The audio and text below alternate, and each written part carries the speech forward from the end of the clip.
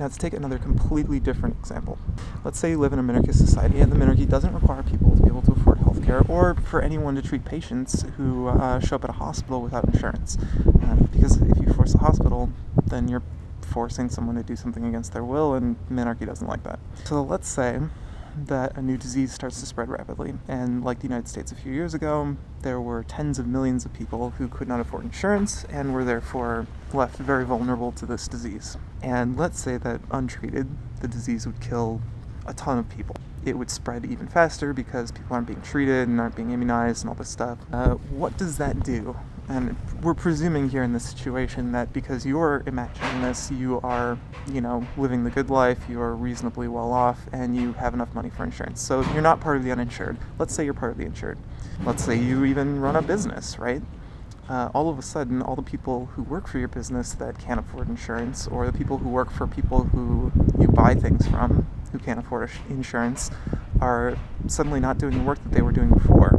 So all of a sudden, the entire system starts to deteriorate, your economy starts to fall apart, and you essentially enter a crisis in your economy where you end up having to either pay for people to get insurance and pay for people to be healthy again, or you end up losing a ton of your market share, you end up losing a ton of your supply, you end up losing all sorts of things, not to mention, all the people dying. I don't mean to insinuate that you wouldn't care about the people dying, but in this hypothetical situation where we're talking about just an abstract individual, the system doesn't require them to care about that person in any way, and it doesn't require them to help them in any way. I think one of the most likely scenarios, since this happens constantly in other parts of the world, is the idea of what happens when you pay a bunch of people a ton of money to buy guns and protect you. And you might be saying, okay, well, that's the government's job, so you're not paying them directly, you're paying them through taxes or something like that. But, as a lot of people have brought up in discussions about minarchy, they think that the most likely scenario for how such a system would arise is by an anarchist system essentially creating an ultimate army and an ultimate police force, private contractor, that then decides that they are the government.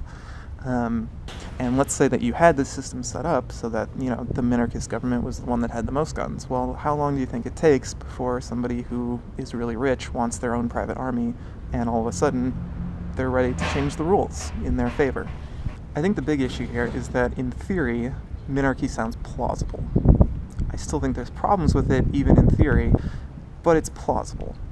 The major problem, though, with communism, socialism, minarchism, democracy, any of these systems, isn't necessarily in the theory. The issues usually arise in the likely outcome of the system and in how it would actually work when implemented, particularly taking into context the history of a given culture or civilization. So just because you say that no one should have the right to aggress or commit fraud doesn't mean that you can actually achieve that universally, and I would argue that in a minarchist system, you can guarantee far, far less than universal protection. In addition, if your system explicitly states that people are free to sign contracts with whomever they want and are not required to do so with anyone else, then you run the risk of cultural biases and prejudices being protected by the government and being perpetuated until the people who are prejudiced against are left with no options besides the worst jobs or possibly even no jobs at all. So there are countless other reasons why I think minarchy is a bad idea, but I don't have nearly enough time. I also am not arguing that some of these are not problems in our current system. I'm just arguing that minarchy would either perpetuate existing societal problems or potentially make them worse. I'm sure you're familiar with John Rawls, but if you aren't, you should look him up. He takes a very different stance than minarchy and presents some interesting counterpoints.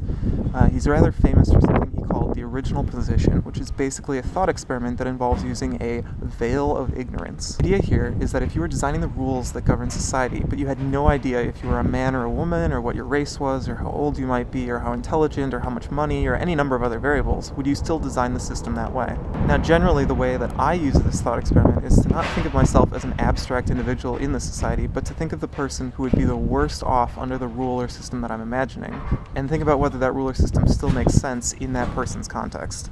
So if you were always put in the worst position in any situation in a minarchist society, I doubt you would like the outcomes. The trick here is that it's not always obvious who would be the worst off, and you may not even realize how a rule or idea might affect people you've never met or don't even have a high-level understanding of. But talking about your ideas with other people will usually remedy that rather quickly.